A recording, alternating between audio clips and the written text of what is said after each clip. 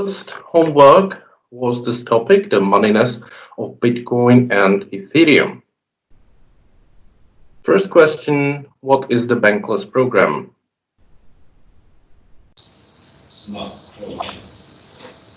It's a program aimed to move people to the cryptocurrency world and leave the current financial and banking system. Yes, it's a web page educating people, providing information about cryptocurrencies, DeFi, that means decentralized finance, advices for investment. So it's encouraging people to move from fiat to crypto, yes. And they also publish a newsletter 3 times a week. Second question, who's the author of the article? Josef Tetek. Correct, it is Josef Tetek. Some of you made a mistake here because Josef Tetek was a guest author.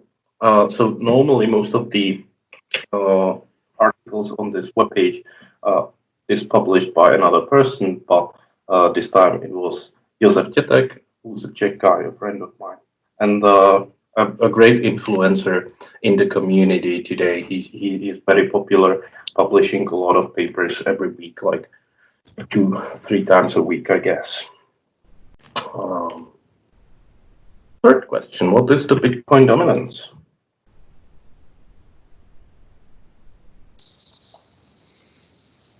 Oliver, 60% of the assets in cryptocurrencies are stored in Bitcoin. This gives Bitcoin market power. Yes, correct. It's a percentual share of Bitcoin's market capitalization on all cryptocurrency market cap.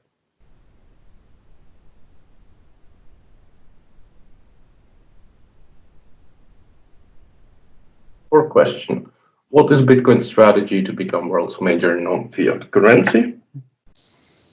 It is aiming to solidify the foundation of the monetary base, and after it is solidified, the other use cases come onto the second layers or side chains, such as Lightning Network and so on. Yeah, that is a perfect answer. Thank you. What is Ethereum's strategy to become world's major non-fiat currency?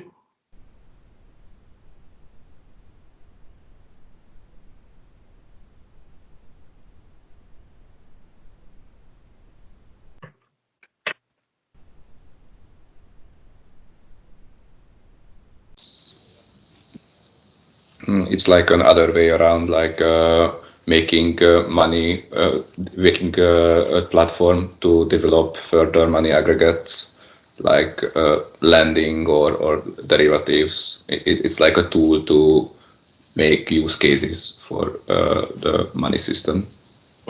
Yes, exactly. So it is interesting to observe that the two major cryptocurrencies have these different approaches.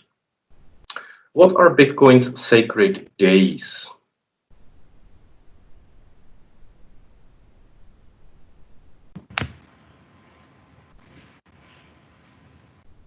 Those are the days when something important for Bitcoin happened. For example, when white paper was created and published. Yes. So that was in the late 2008. I don't remember the exact day. It's like some 30th of November, maybe. Then there's the halving day, which we are expecting. That means that the reward for mining Bitcoin will halve to 6.25. Also, there's Bitcoin Pizza Day. That's, I think, 22nd of May. So it will come almost together with the halving. That's the day when the first person, Laszlo Honec, bought 2 pizzas for 10,000 Bitcoins. And there's the Genesis block day. That means when the first transaction happened, the first block was mined. And that's, I think, 9th. Okay, Andrei, I need to turn off your mic, or you did already. Okay, thank you. It's fine that you eat breakfast, but we don't need to hear it. It's disturbing a little bit. Thank you for understanding. I don't mean it badly. Just so I think it's 9th of January 2010 when the first block was mined, and then there was the first transaction which happened between Satoshi Nakamoto and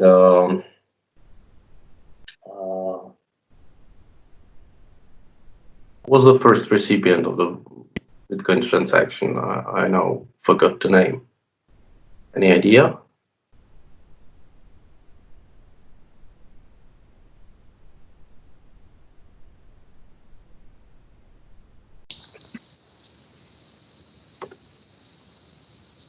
Nick Szabo?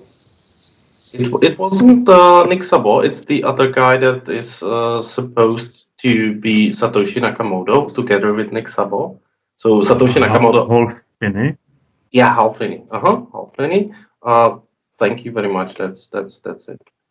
That was David. Andrzej. Andrzej. Yes. Yeah, Halfini. Good.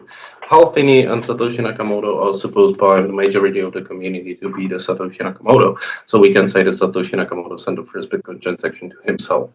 But that is purely a speculation, and it's not really important who Satoshi Nakamoto is. What is the famous stack-to-flow model? This model measures scarcity of an asset. How? We take the stock as the size of the existing stockpiles or reserves and divide by flow. Flow, this is the yearly production. So economists use this model to evaluate, for example, gold, let's say. Yeah, all right. Flow in this model means the yearly production. Normally, flow means transactions, sum of transactions. Yes. So in the stack-to-flow model, the word flow is a little bit weirdly or unusually used. So as you said, yes, the higher the stack-to-flow ratio, the more valuable the asset is. I don't really believe that this is a good model because it neglects demand completely. But this is the Bitcoin's approach, that they focus on the supply side, on the distribution, on the solidity of the money base, while Ethereum aims more to the demand side, to the utility of the token or of their coin. Good. Could you name some of Bitcoin's payment scalability and fungibility improvements? I think Zoltan already mentioned Lightning Network. Is there anything else?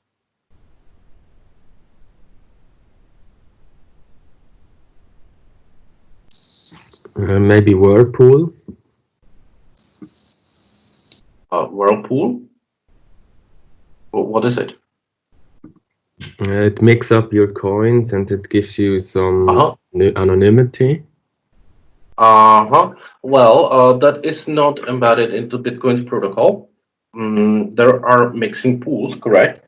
And they work differently. They just use the standard Bitcoin's protocol, and it's a service build upon it, or let's say pushing its possibilities to the maximum by making a lot of transactions in order to confuse anyone who would like to trace the history of the blockchain. So it's not really an improvement to the protocol, but there are Bitcoin improvement protocols, proposals, BIPs, which improve the original Bitcoin. So the Bitcoin as it works now as a program or as a protocol is not exactly the same Satoshi Nakamoto published or released in 2009. Can we say that the improvement protocol is Bitcoin Core as the platform for communications between I don't know, programmers and so on? Like in that software they discuss new rules about Bitcoin and and they might change them. Well, yes, but they only do it when there is an agreement upon the miner community that's accepting the BIP, the Bitcoin Improvement Proposal. Bitcoin Core is the reference wallet. That is the software to assess or access the blockchain, and it's also the wallet that you need in order to mine. So yes and no. Of course, if you want to use Bitcoin's protocol, you download a wallet, while this Bitcoin Core allows you to run a full node to use its full potential. And we consider Bitcoin Core as a cold wallet, right?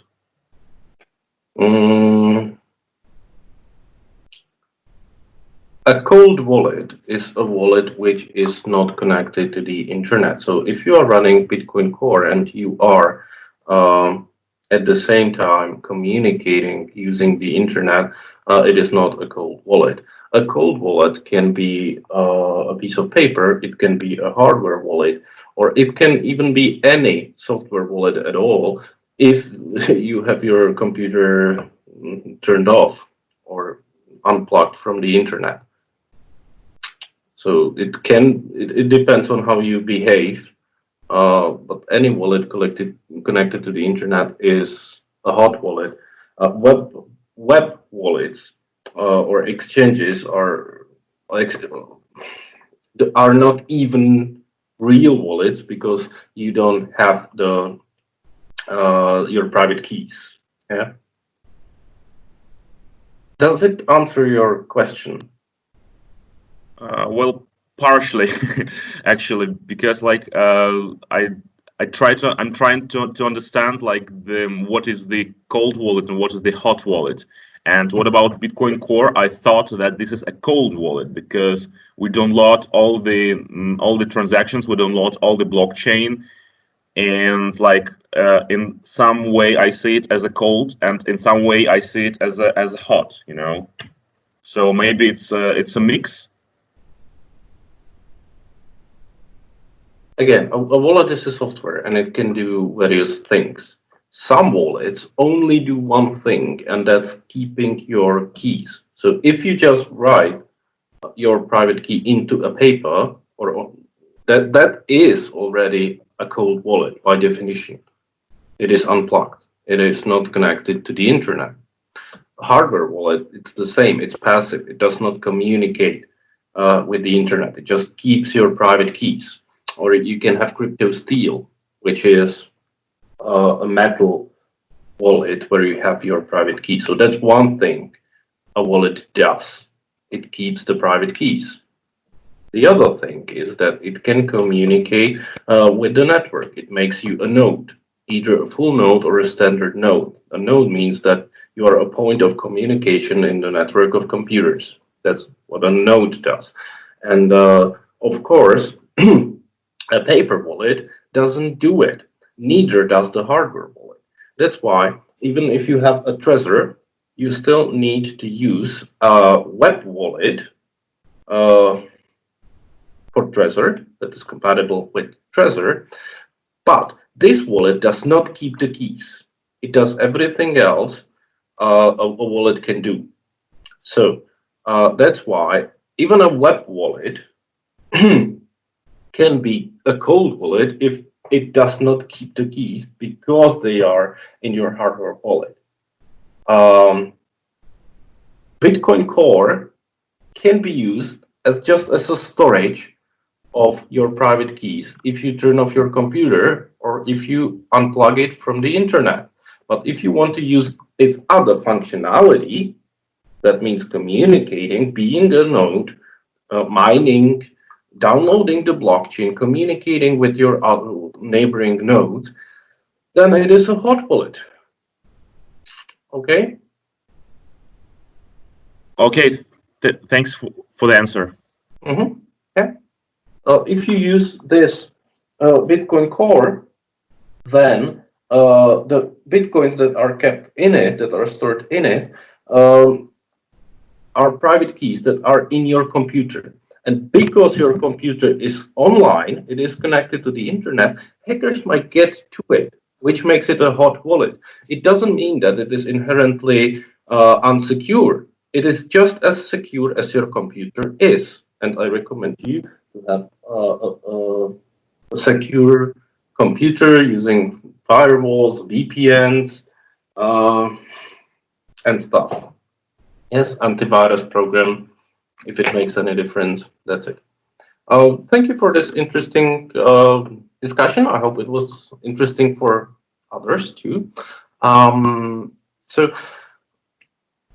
in the article, there are not really mentioned Bitcoin payment scalability, fungibility improvements apart from the Lightning. What is mentioned there are companies or projects that focus on improving it, like Lightning Lab, Samurai, or Lightning Square SDK.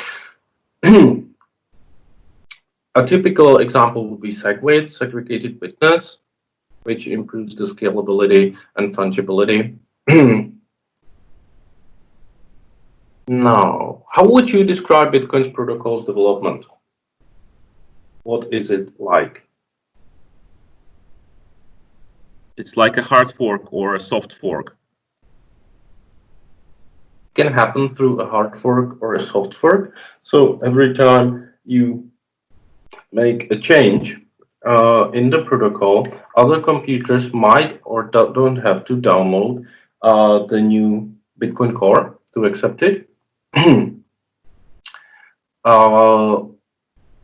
Which means that there will be a fork. If they decide not to, there will be a fork. A soft fork means that the two versions will be compatible and there will be no new branch, so no split in the chain. The chain will remain just one chain, while in a hard fork there will be two competing versions which are not compatible, which means that a new coin will be created. Bitcoin's approach here is to be very conservative and very transparent about it. That's why the improvements are rather slow. And if you compare it to other cryptocurrencies, Bitcoin doesn't really have a very clear governance, which also means that any improvements are quite slow.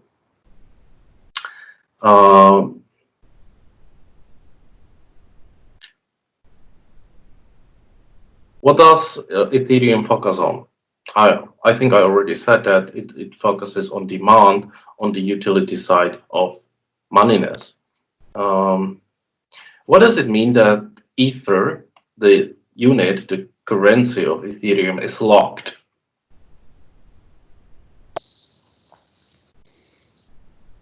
It's like some part of the Ether is locked in decentralized finance applications, like they are. You can call that like they are reserves or something like that. There is like two examples for that, like Maker, which is a stable coin and has a lot of locked Ether, and Compound, which is a lending application and has still some amount of Ether locked inside. Yeah, this is a very, very great answer, because you mentioned two most important applications, probably. In general, the term locked means that the Ether is located in a smart contract wallet, in a wallet that is not controlled by a person, but by a program, and the program decides whether the coins can or cannot be released, cannot be moved. So a locked Ether cannot be moved unless a condition is met, unless or before an expected event occurs. Some cryptocurrencies don't use the word locked. They might use vested or frozen or something like that. What is the main advantage of Ethereum's DeFi over legacy financial system? And by that, I mean fiat.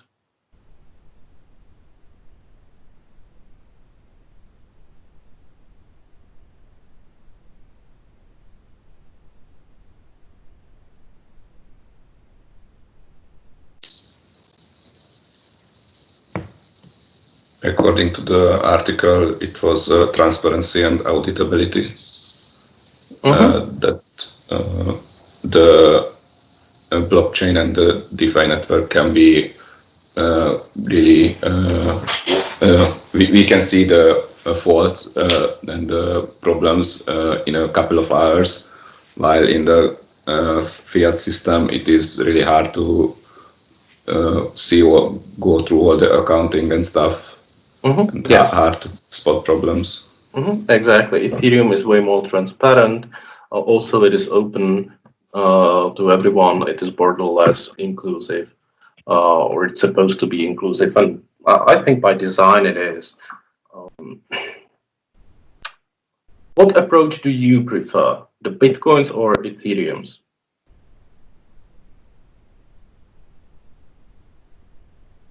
And here every answer is correct. So if you want a free activity point, go for it. Anyone else than Dmitry or Zoltan, because they already got 3 points, or Andre also has 3 points. Does anyone else want to share an opinion?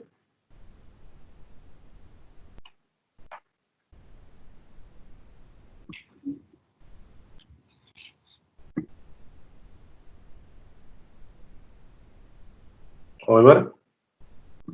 Yeah, I like both of them because I cannot really compare them because they go in a different direction. So I think both of them are important. Yeah, why not? Thank you. I think so too. I'm really glad that we don't have to choose just one coin, but that we can use different currencies for different purposes.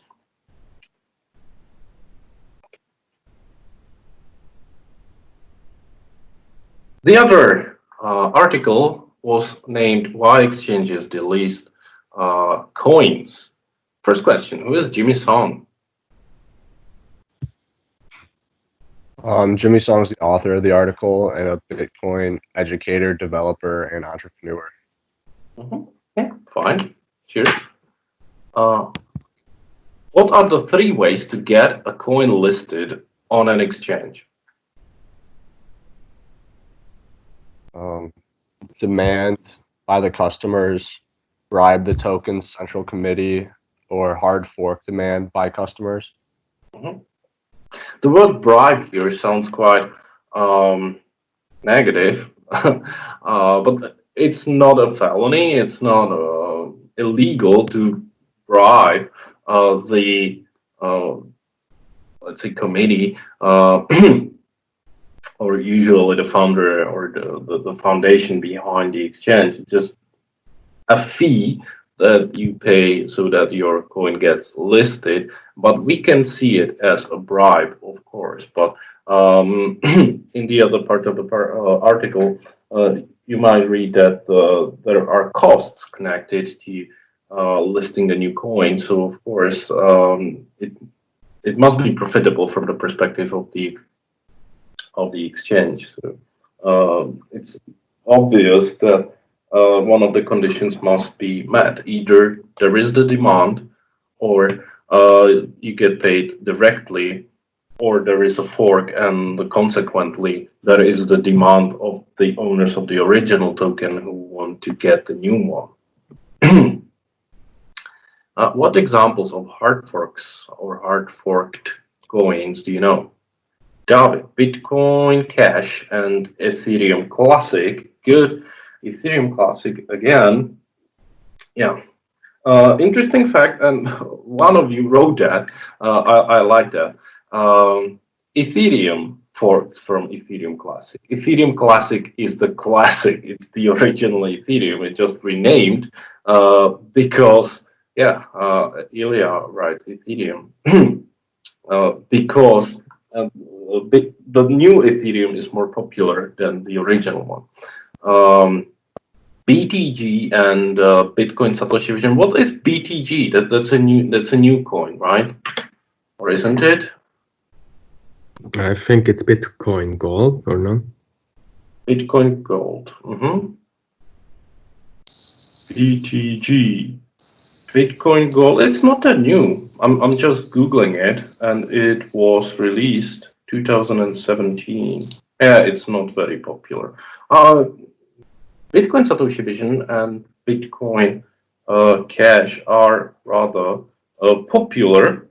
They are in top 10, placing place 5 and 6.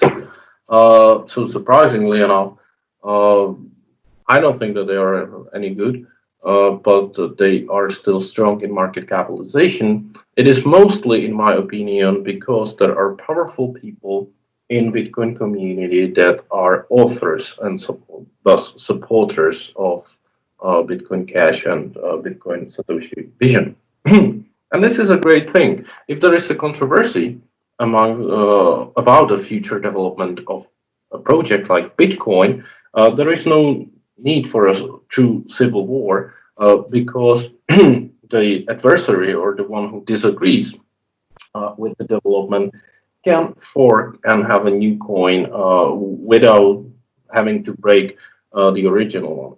Of course, it's not completely painless. So sometimes when there is a fork, the prices of both the coins drop because it's not really a good news for the coins. In some other cryptocurrencies like Monero likes to fork a lot. The expectations are different. So the speculators expect that when a fork is announced, Monero will appreciate for some reason.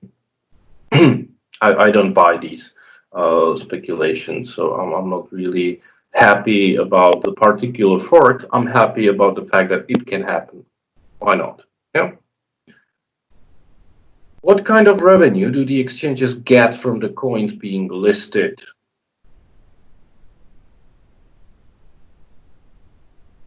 The more the coins there are on a market, the less the revenue is. What's the source of the revenue, Donna? Well, it's usually Peter to pay Paul or something like that. The what? I'm sorry. There was written like the Peter to pay Paul or like that. Uh-huh. It's trading fees. Trading fees or spread from providing liquidity.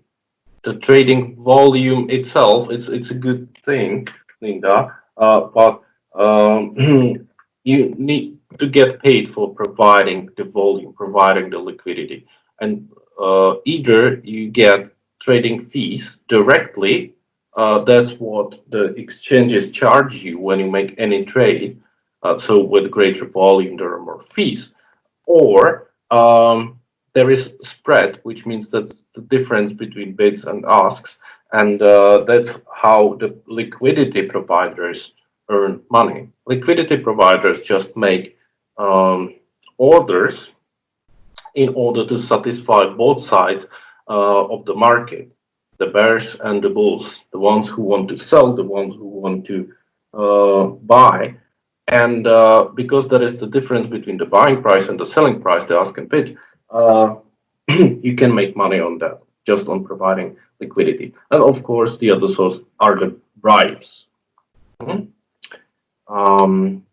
What is an exchange Sybil attack? A deceived method to get a token into listing. How does it work?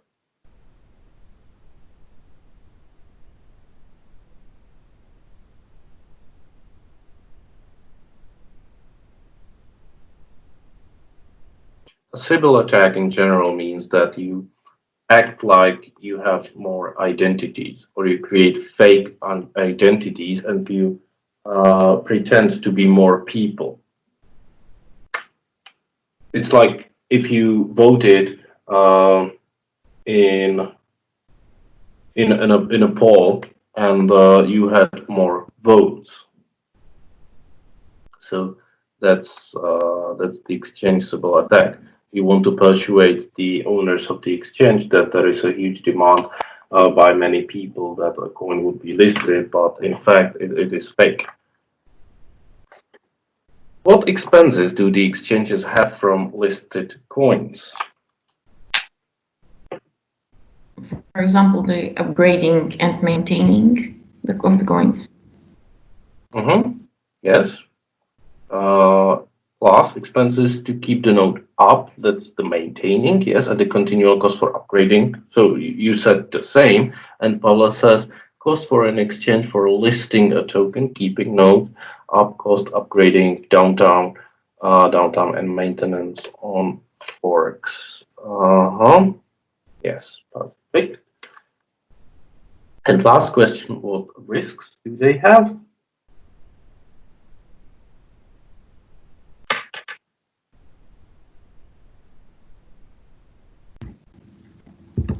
Exchange hacking risk, block reorganization risk, replay protection risk, and sorry, the fourth one. Regulatory. Thank you. Cool. Fine. So either the exchange could be hacked, that's the most scary thing, or there might, what's the block reorganization risk? It means that you are risking that somebody will try to attack the blockchain and change its history. Replay protection risk, almost the same thing. It means that somebody tries to do a double attack. So you send a transaction to the exchange, but then you make a transaction with the same coins, and it spreads over the chain faster. So the exchange thinks that it received money, or it doesn't, and the regulatory risk is quite self-explanatory. It's compliance, especially American exchanges have great costs with compliance, but they are quite good at it. Now I'm having a very good experience with Kraken, which is an American exchange, and if I compare it to other exchanges, the communication with them is extraordinary. Even though you have to comply with a lot of AMC and KYC regulatory policies, still they try to help you to go through it nicely, and they communicate fast. So I'm recommending Kraken Exchange at the moment. I have not yet finished the application completely, but it's not been as painful as with other exchanges. I'm also using this exchange, and I like it very much, in fact. And plus for me is that they trade cryptocurrency in euro. So I can send their euro using SEPA payment, which is almost for free. Good. I also have good experience with CoinMate, which does not operate anymore, unfortunately, because of coronavirus, officially because of Brexit, probably. So the bank, the Czech bank that they have, Banka, stopped their services. I told you about it. Also, I had an account on Bitstamp, but that was years ago. And from the altcoins exchanges, I can recommend Bittrex and Binance, of course. Also, if you want to exchange or buy cryptocurrencies using Czech crowns, I can recommend you Virtual Property and Instacoin. So it's always good to have more options, not just to be dependent on one single exchange. And there was a reading task from 2 weeks ago, which was about currency in prison, two articles, or one article divided into two parts, that was published in Steemit platform, which runs on Steem cryptocurrency. I used to have this token, Steem token, in my portfolio, but recently, like a month ago, I sold it because I was not happy with the centralization that happened in the platform after Tron cryptocurrency bought them, acquired them. First question, why did Charlie Shrem go to prison?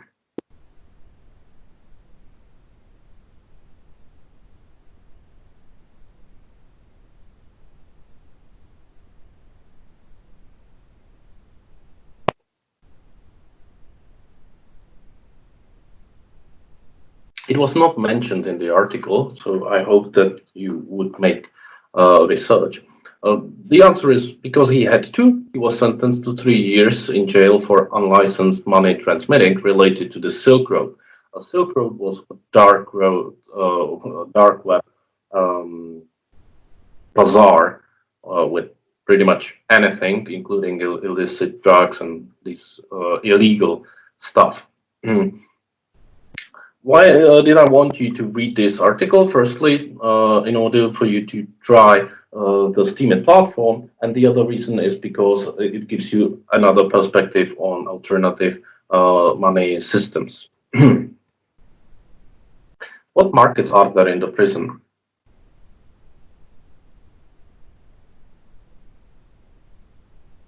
There are two markets, the administration-run market and the inmate-run market. Yes, exactly. What's the why is the mackerel a good currency?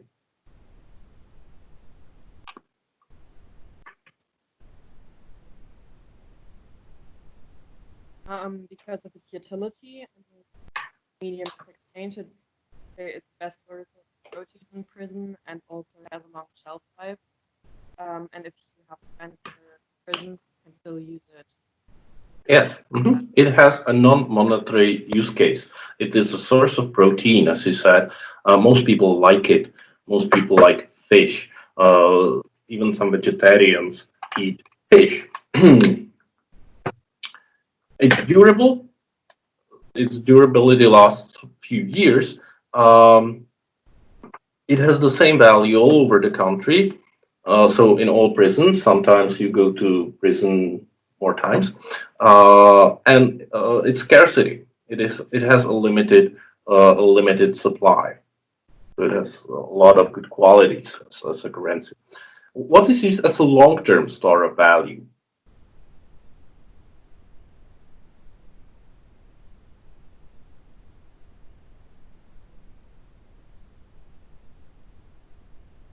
The money max.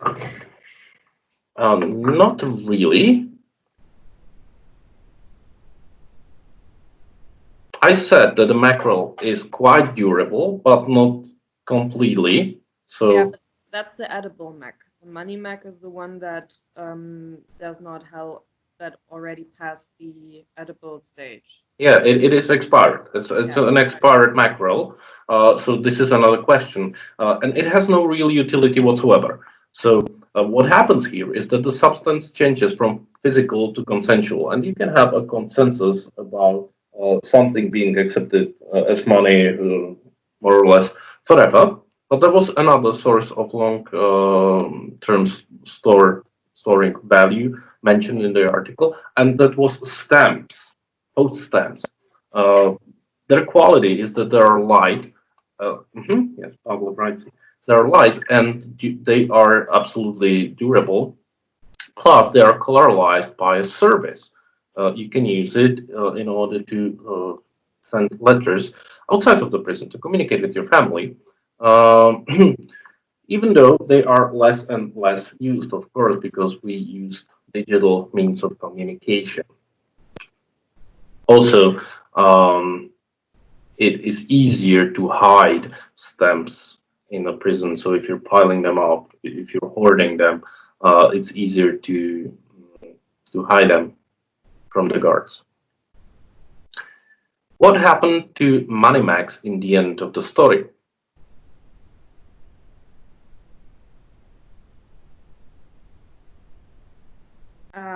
The administration flooded the market with money max. They just have somewhere so The administration essentially flooded the market with hundreds of Moneymax and gave them away for free. So within hours, all the stores that accepted Moneymax stopped accepting them because they lost the scarcity, and the currency exchangers in the prison also stopped accepting them. So the administration saw it as a problem, and they had a very easy way how to get rid of it. Did it influence the price of max, of the edible mackerels? It's not mentioned in the article. I just want you to think as economists.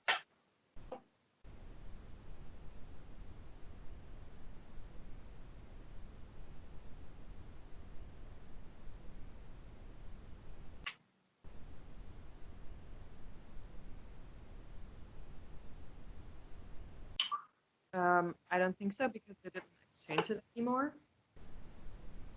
So the But before that, it did. So edible max Mhm. were still had their value, and the money max were not exchanged to edible max. which means that Maybe it even appreciated. exactly, exactly. The question here is, are different currencies influencing each other? And I think they do, because they both were used as a medium of exchange. So I think an economist would expect that there would be a deflation in terms of max. So the max would appreciate because the money supply dropped. Thank you. Let's move to our topic today, today's lesson, which is money systems. And I divided those into two categories. The first is the dominant money system, which is the one that prevails in the monetary area. That would be debt record, precious metals, Bretton Woods system, socialist money. And then there would be alternative currencies. And for an alternative currency, we use an umbrella term, which is scrip. Scrip means alternative currency, a secondary currency, like commodity money, representative money, blah, blah, blah. Let's start with the original or the oldest dominant money system, which is gift economy.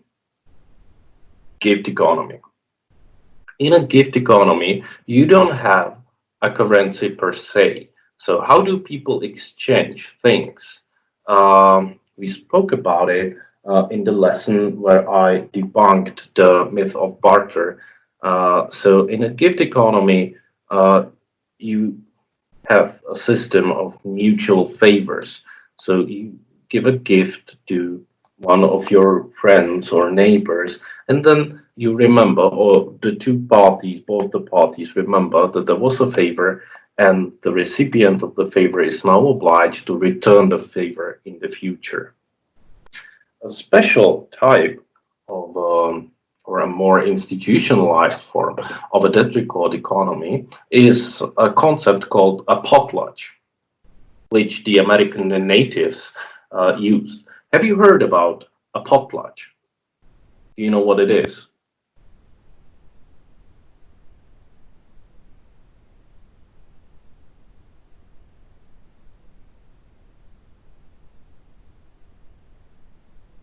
A potlatch is some kind of celebration. Imagine there are tribes that might be normally hostile to each other or not really friendly, but once in a year, the most successful tribe, the one that had the greatest crop, that produced most food, invites the other tribes and share their resources. So they make a party and they share their food. And also, they even burn part of the crop, of the harvested crops. They burn it and sacrifice it to the gods. My question is, why would anyone do it? Is it rational to share the resources with the others? Why do they do it?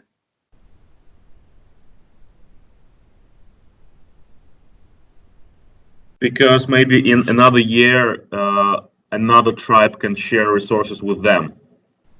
Perfect. This is one of the reasons that it's something like a mutual insurance. I'm happy. I was lucky this year, so I share the resources because next year I might be unlucky and you will owe me the favor. Good. Is there another reason? I think that maybe the other tribes would try to steal their crops, would join up. Mm-hmm. Fine. This is very interesting. Yes, it's a prevention. It's a prevention from hostility. Ilya suggested culture. Could you expand your answer, please, Ilya? It's a habit, of course. They do it because it is a cultural habit, so they might not even question it. But why did it even evolve? Why did it evolve in the first place? How did it become culture?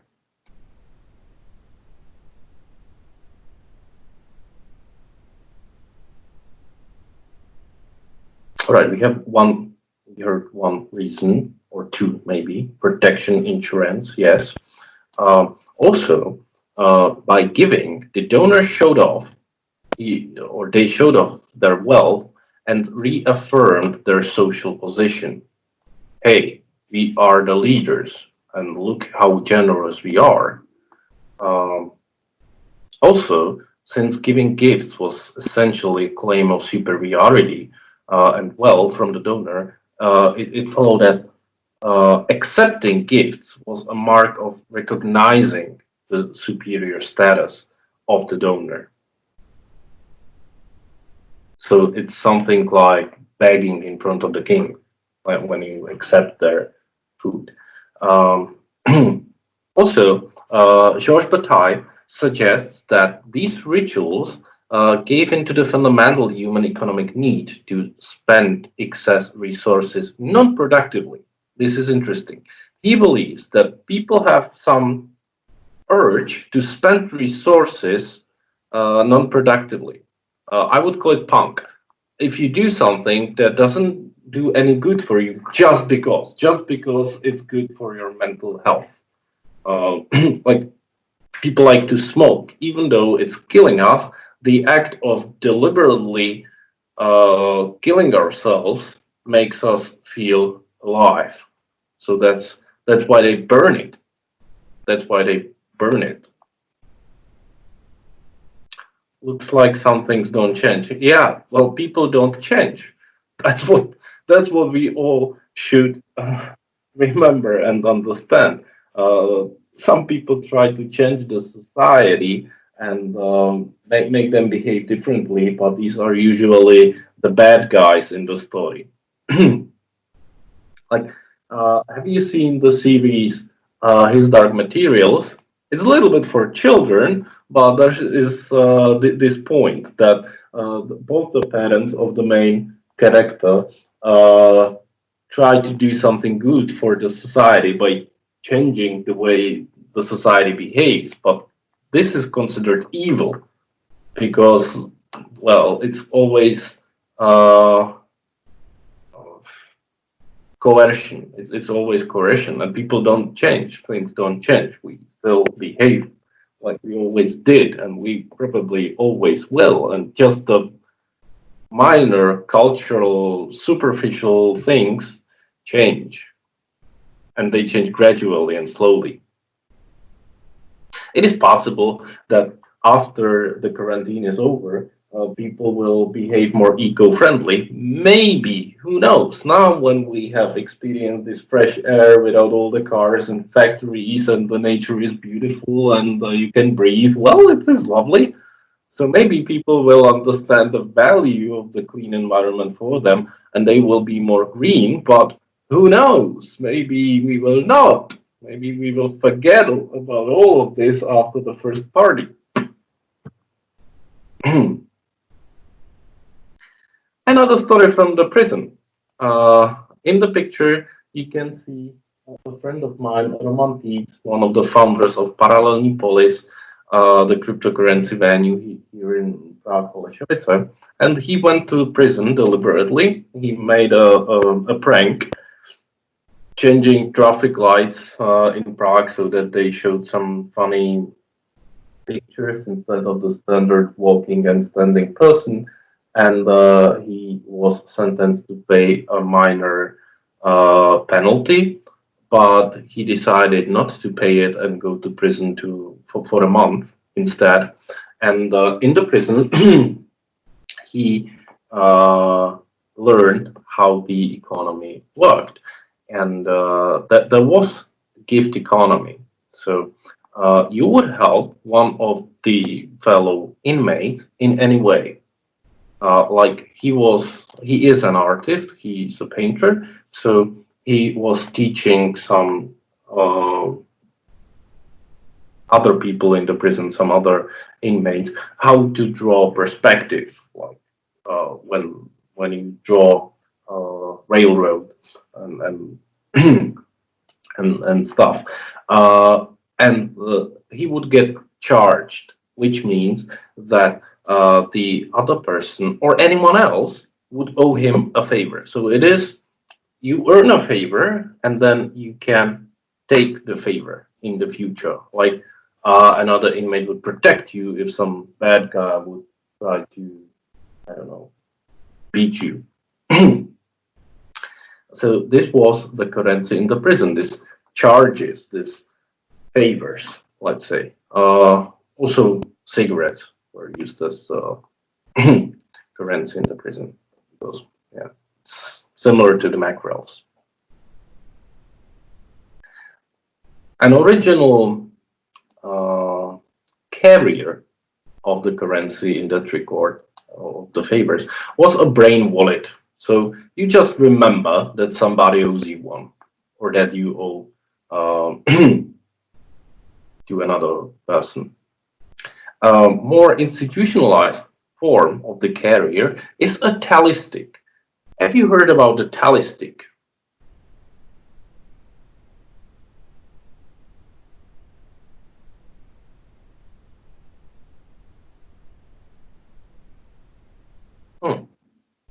A tally stick is a stick. It's like a wooden plate, and you have a deal, an agreement with somebody. For instance, you lend them 7 sheep, and you have some witnesses, but you don't want to remember how many sheep you owe or you are owed. So you make marks, like scratches on the wooden plate or the stick, and the scratches show how many sheep are object or are the object of the agreement, and then you break it into 2 pieces, and only these 2 exact pieces match. So you have a proof that the scratches that also match, they are the correct number. You cannot erase the scratches because it is physically impossible. And if you create other ones, then it means that you are cheating, and the person with the least scratches is right. Does it make sense? Do you understand the principle of the tally stick?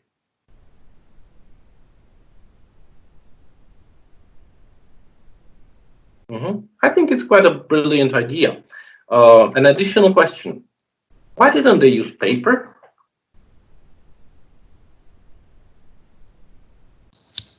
Maybe because it was too vulnerable.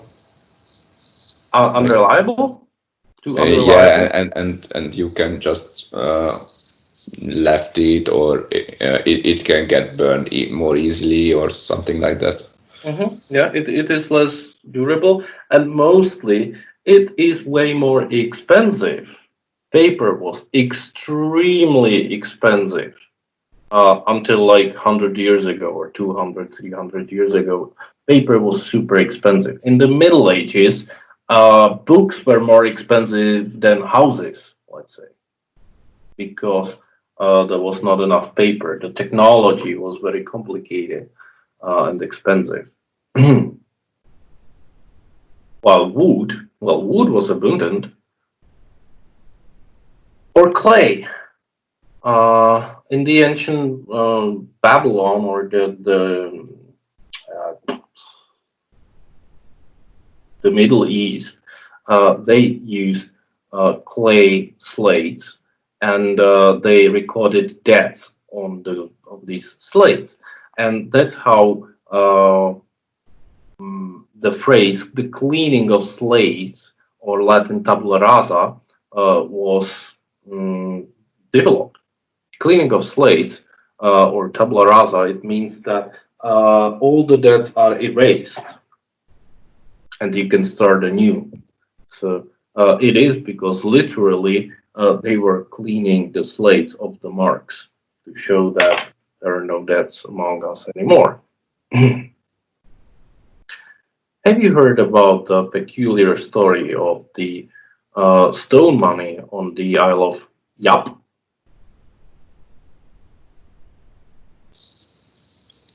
Yes. In this class, have you already spoken about it?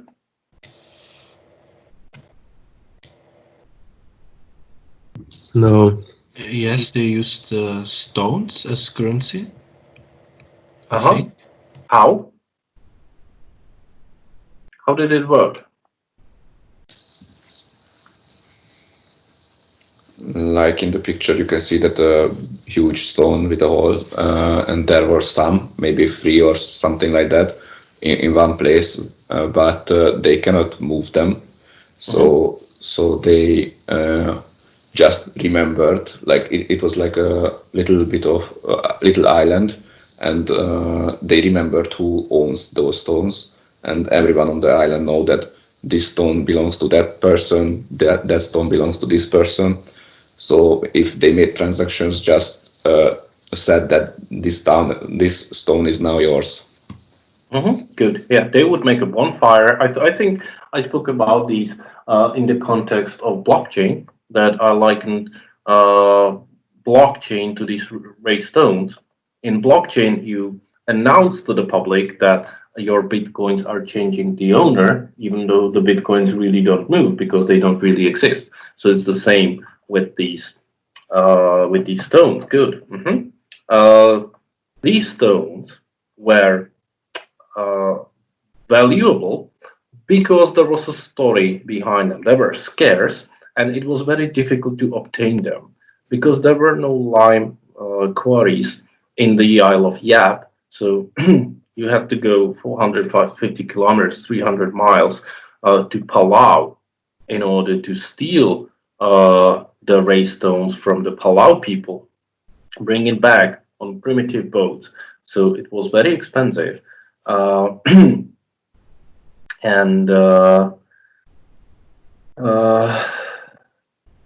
that's the measurement of value, of status, of value of people. Also, it was used as a medium of exchange. Sometimes, if you bought something big, or most commonly, it would be used for the social function of money, like to demonstrate that social status of a person changed, like a dowry typically.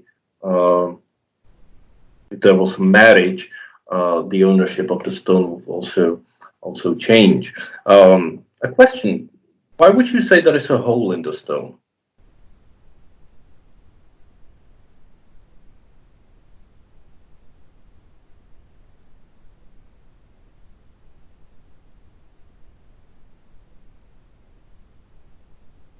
In the picture, you can see the stone with a hole inside of it. Why?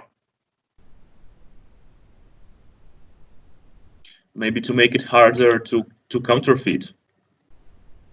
This is a brilliant answer. Wrong, but ingenious, and without sarcasm. Yes, this would be possible, but not really. It's how would you counterfeit such a huge stone anyway? Maybe to confirm it has an owner? No. Try to think more practically. Maybe to carry it around if it's not that great. Yes, to carry it around. You have to transfer it from Palau. How would you do that? It's too huge. So you just put a pile in it, and then you ride it like a wheel. Yes. So to carry it around. The hole goes through the whole stone. It's not very visible in the picture, but yeah, probably this was the case. We can just think, well, this is very probable. Also, some older coins, or not as old Spanish coins, for instance, they had holes inside. Why?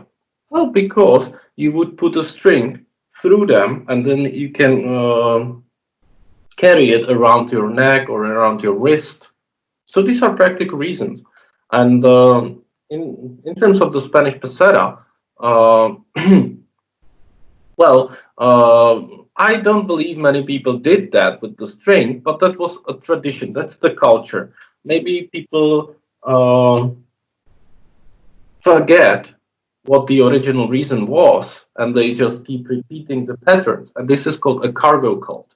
A cargo cult. When you do something anachronically, because you lose the trace over the original reason.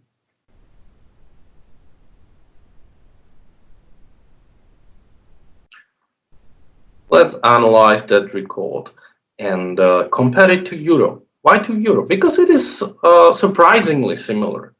That record is like the oldest version of money, while euro is one of the newest versions of money, and people still repeat the same concept, more or less. So in that record, the substance is consensual, just like with euro. The difference is that the monetary authority here can be anyone, everybody, while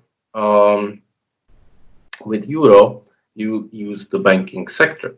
The banking sector does not legally have any super cool privilege. It is just more trusted. Because we trust banks, we trust their money. While in the primitive society, everyone knew everyone. So you trusted people who really were trustworthy. So everyone trustworthy could have been the monetary authority, but it doesn't make a very big difference. The difference might be in the career, but in fact, again, there is no difference. It's a public ledger. The career is a public ledger. And bank accounts, there are just ledgers again. So you have an accounting system for transmitting the coin. The difference here is that usually in the debt record, you didn't have a monetary unit. You might have one, but it wasn't necessary. While here we have euro, which is the monetary, and it's a name for the monetary unit, and that's what people think about. Institutions, this is the big difference. The most important difference between euro and debt record is euro is way more institutionalized. We have institutions like banks, laws, international banks, while the traditional money were just driven or maintained by common law, customary law. In both cases, there is no collateral, and the creation today is, because it is institutionalized, it's called euro, blah, blah, blah. It is created by credit and destroyed by repaying the debt, and the banks do it for you. While in that record, the same thing happened while trading. Basically, by giving a service or good to other person, credit was created, but it was not departed from the act of trade. The credit was created in the trade, not before it. And when another trade action happened, there was the cleaning of the slates, and the debt disappeared. Do you understand it? Do you understand that the euro is in fact very similar to the gift economy or the debt record? So that record is very similar to Bitcoin, actually, as I see it. I wouldn't think so. I think that Bitcoin has a very completely opposite approach. Debt record and euro are endogenous money. Endogenous means that money is created by demand within the economy. While when the demand for money increases, the supply of money increases. That's what they have in common, and that is what is significant here. That with more trade, more money appears or is created. While in Bitcoin, it works absolutely the other way around, because Bitcoin's money supply is exogenous. It is not determined, it is not even affected by demand or aggregate demand in the economy, not at all. The money supply of Bitcoin is only influenced by the original protocol, which says that the money creation would be 50 Bitcoins and it would halve every 4 years. And there would be a maximum Bitcoins, 21 million Bitcoins. That's it. So it's completely different. Also, the destruction is different. There is no destruction of Bitcoin. It is not debt based. Debt record and euro are based on double entry bookkeeping, which means that every coin or every unit of the currency is at the same time an asset and a liability, while Bitcoin is purely an asset. There is no liability. So I think that there can be anything more different than Bitcoin and that record or euro. They are absolutely different in the concept or in the philosophy. While that record and euro, they're almost the same. Even though from the institutional point of view, euro seems more similar to Bitcoin, perhaps to amateurs, let's say. But after having finished this course, you should be expert, and you should be able to recognize that, well, Bitcoin and that record, it's not even the same sport. You get it? Yes, yes. Good. And I'm very glad that you asked, because this is fundamental. This is fundamental for all of you to understand. Bitcoin is not just electronic digital version of money. No, the philosophy is absolutely different. Absolutely different. Maybe more than most of the people understand. Precious metal money. Precious metal money. That's a little bit more similar to Bitcoin. Nick Szabo, one of the most important people around Bitcoin, and as we said today, maybe he was the Satoshi Nakamoto, published in the late 19th an article where he spoke about BitGold. BitGold. So at least this was an inspiration, a direct inspiration for Bitcoin. And Nick Szabo, I believe, is even mentioned in Bitcoin's white paper. So Bitcoin is more like the precious metal money as people imagine it. But we need to understand that what people understand as gold standard is a romantic idea. In fact, through the ages, for most of the time, precious metal money, be it gold, silver, that was a state monopoly for mining and coinage. And also, the state, the overlord, determined the value of the coin. They determined the prices, and they determined the basic value of the coin. So it was super important what the king said. And this is called chartalism. I'm not saying that the money did not have any value itself. There were precious metals contained in the coins, but the real value in exchange of the coins were not determined by how much precious metals there were in the coin. No, the government determined the exchange rates among coins. So this is an example of a very complicated system of Roman coins 400 years before Christ. Look at the weird numbers. 2.5 bronze aces were 1 bronze sesterce. 4 sesterces equaled 1 silver denarius, and 78.3 quarters of an I don't know what ink means, grains, blah blah blah. So Rome had so many different coins, and it was the exchange rate among them were anything but easy to comprehend. Something like the English monetary system until the 1960s, or the way we measure time today, or the way Americans measure distance. Yeah, it doesn't make any sense. And with every Caesar or every new government in Rome, the system reshuffled. They changed it. They made reforms. So it changed over and over again, no matter what the intrinsic value of the coins were. What people usually understand under gold standard is the free coinage. Free coinage means that other subjects than just the government acquired bullion. Bullion is like the gold bricks or the metal itself from which you can mint the coins. And under free coinage laws, the sovereign was obliged to mint gold for them. What type of subject would you think acquired gold?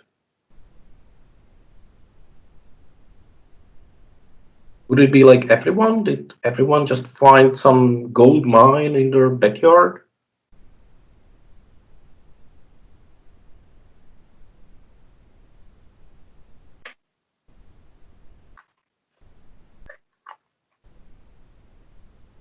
No.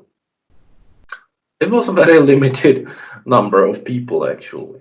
Of course, some noble people had gold because they were friends of the king, but a new elite emerged in the late 15th and 16th century, and these were the conquistadors, mostly the Spanish, but also Portuguese and other people who conquered the native cultures or civilizations of Americas.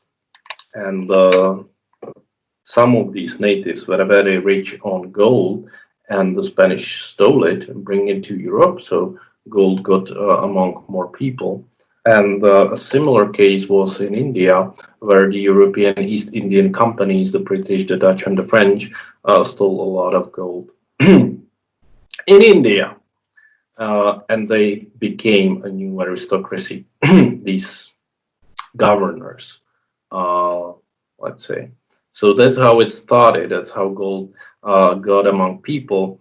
And then there were bankers and the goldsmiths, the Jews, that collected gold and kept part of it. Again, these proto-capitalists were the new aristocracy.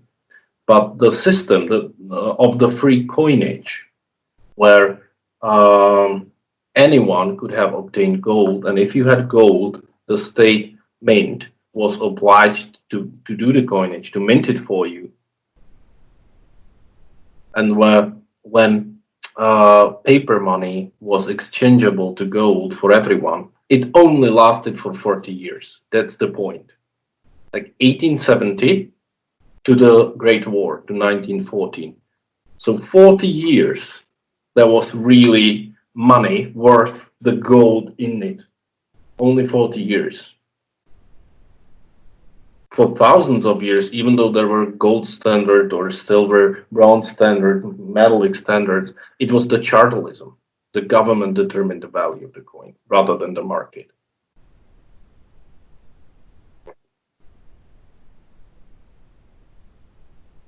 Why are there notches on a coin? Do you have these on your coins? Some of them? What's the reason?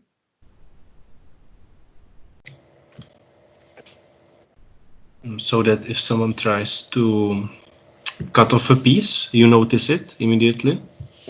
Yes, that's exactly that. And it is another example of the cargo cult. Because today, people don't remember this. And they believe what Dana says, that it is for blind people to recognize it. Well, it could be, but it isn't. Yeah? The original reason is, as Rostya said, and people stop remembering it. They think it's a cultural thing, and then they find what's the word? Rationalization. Why is it there? Oh, it must be for blind people. Well, it was there for hundreds of years, and nobody gave a fuck about blind people back then.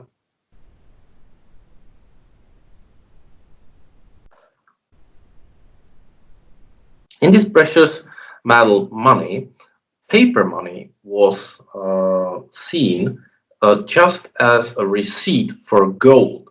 So you would deposit gold in a bank, and the bank would give you paper money. And the paper money was an IOU.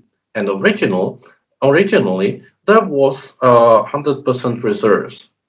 Everything was covered. All the paper money had the gold collateral. And you came to the bank and you would receive the gold back.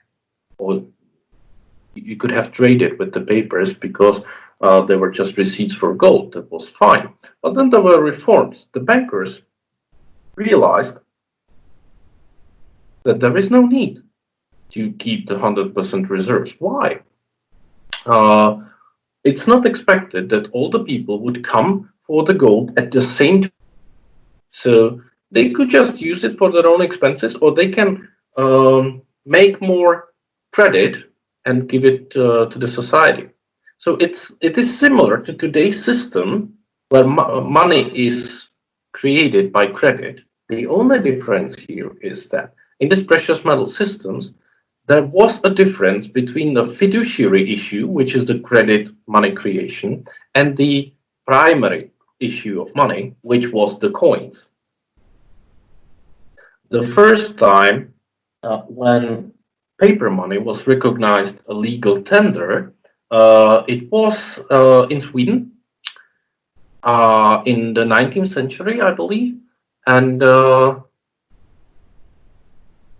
also in 1848, I think that was the Banking Act in Great Britain, which was revolutionary in the sense that only the central bank could have printed money, paper money. Before that, every bank created paper money because it was a receipt for the gold in their vault. But since the middle of the 19th century in Britain, the commercial banks were stripped of this power, and only the central bank, the Bank of England, could have done that. Now I would like to tell you a story about how a new republic, Czechoslovakia, based or created their gold standard.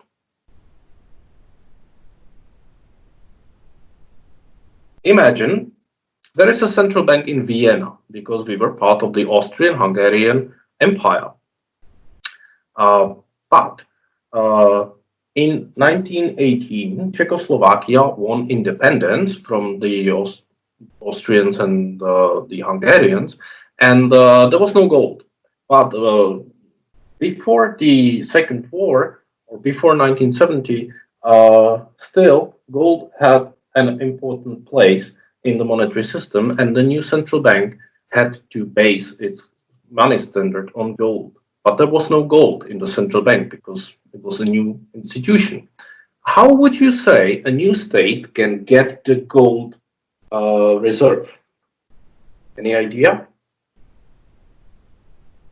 Well, from the history, I know that there were Czechoslovakian legionnaires in Russia, and they took gold from Russia during the Civil War.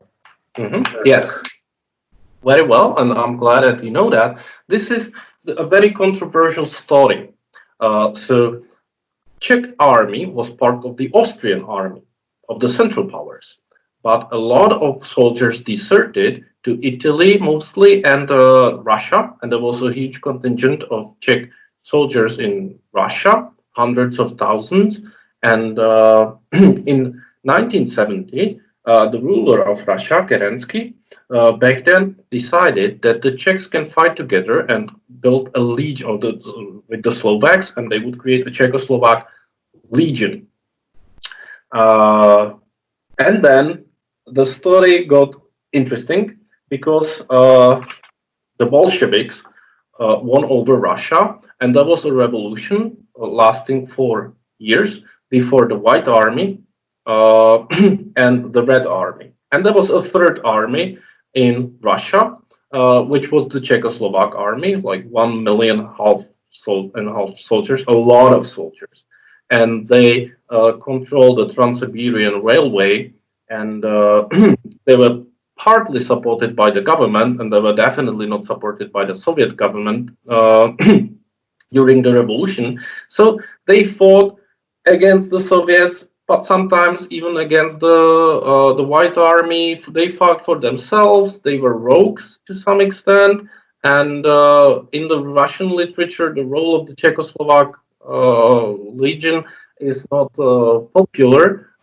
In our textbooks, of course, they were heroes, but to be honest, they were thieves to some extent. To some extent, they run factories, they did businesses, but the point is that they either either earned or at the same time stole quite a big portion of the Russian royal treasure.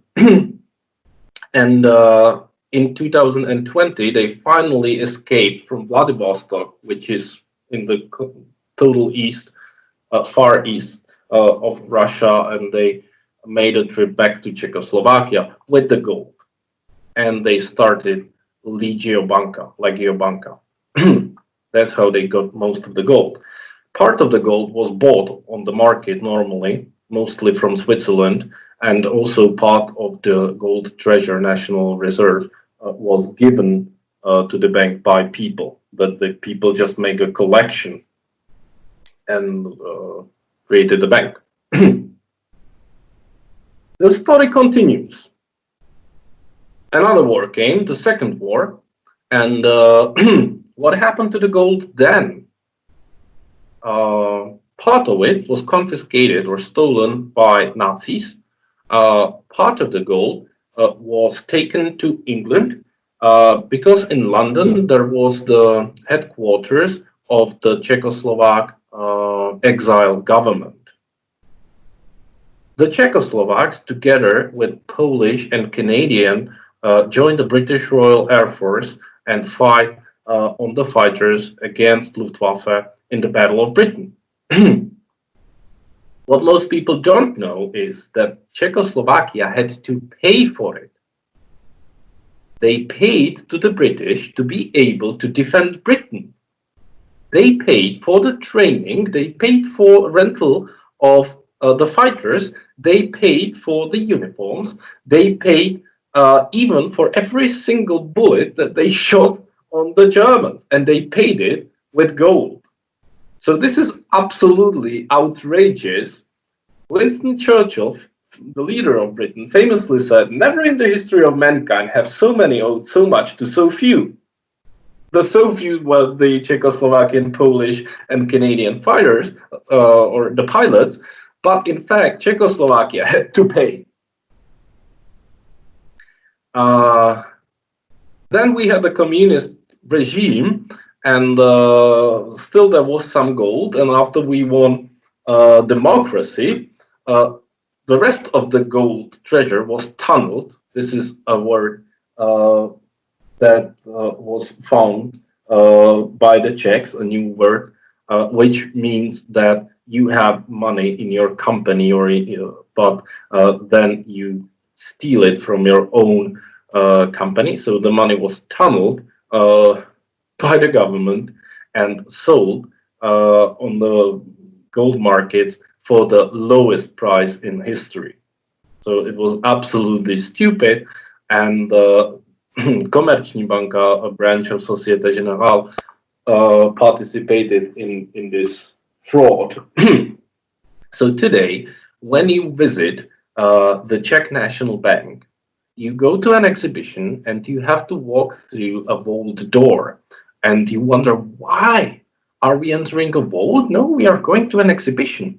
The point is that part of the exhibition is the bullion, which is like a couple of golden bricks. And you think that, well, this is just a sample to show the people how it looks.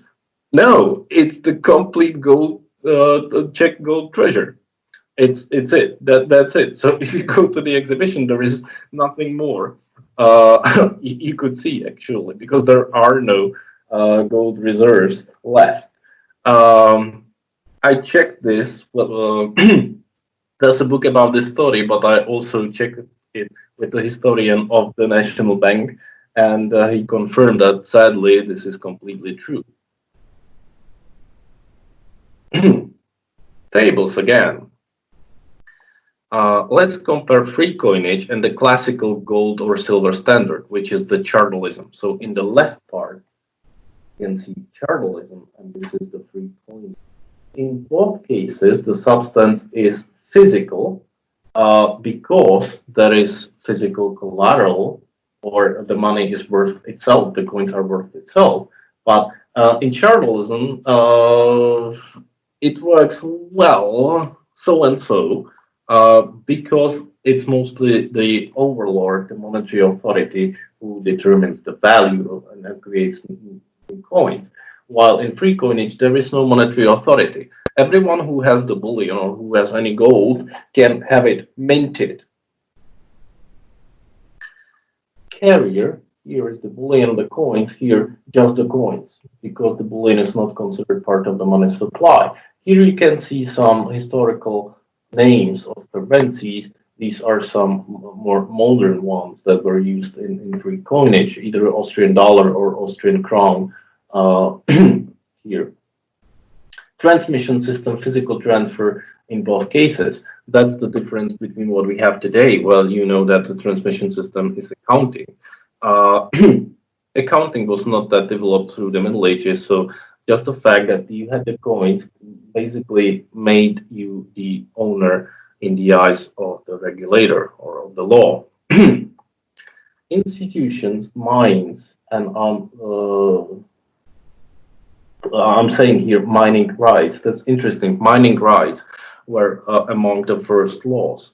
In this territory, in Bohemia, uh, mining rights were the first code, even of all. So miners back in 8th or 9th century already had a code protecting their laws. Like they had only 8 hours working shifts. They were insured. They had retirement pension and these stuff that are very modern for general population that were introduced by Otto von Bismarck in Germany in 19th century, while the miners in many countries had it 1,000 years before that. And then the sovereigns, like the kings and the votes, while in free coin metal owners, that could be everyone, but mostly there were the East Indian companies and these big proto joint stock companies. And the sovereign was now bound by law.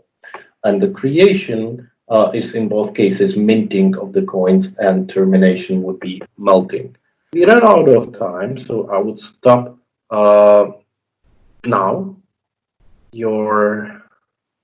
We are almost in the end, but it would take another 10 minutes. So next time, your listening task is this podcast with Steve Keen.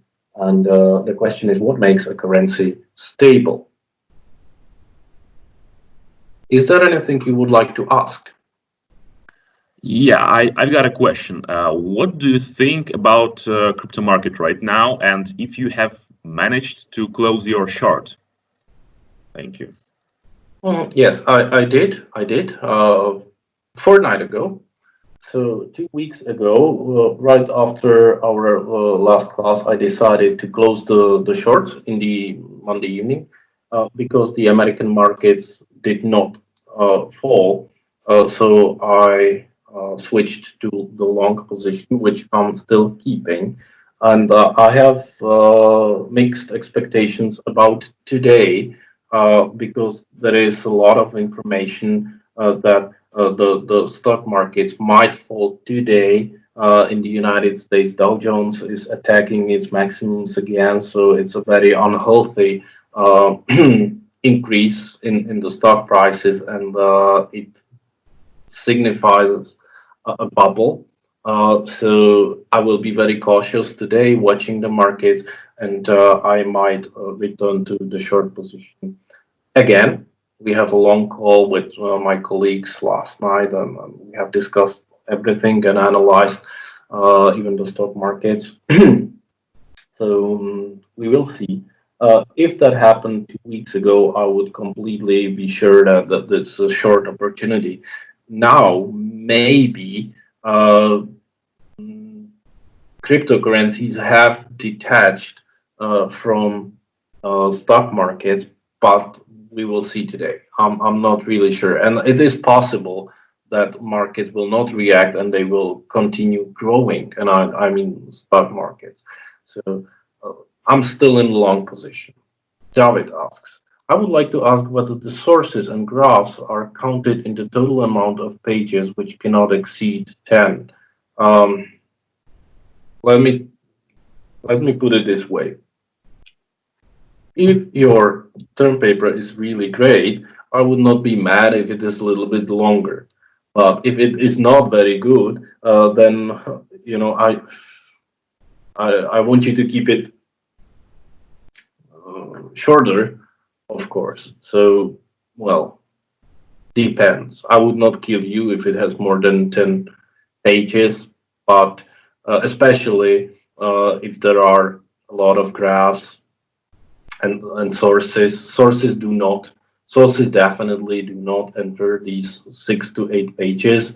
Graphs normally do, but if you have a lot of graphs and you make some more complicated analysis, then fine, yes, it can be longer. Why not? Let's not be super strict about it. Anything else you want to ask? Yeah, I would like to ask, when are you going to check those term papers? I mean, I already turned in my papers, so if it's like if you're going to look at it in like the next 2 weeks or something like that. I hope that I will read your paper, and there is one more. I don't remember who did it. Probably this week. I hope so. Thank you. Thank you. You're welcome. Okay, guys. Thank you for your attention. Have a great week, and see you. Right, thank you. Thank you. Bye. Thanks. Bye.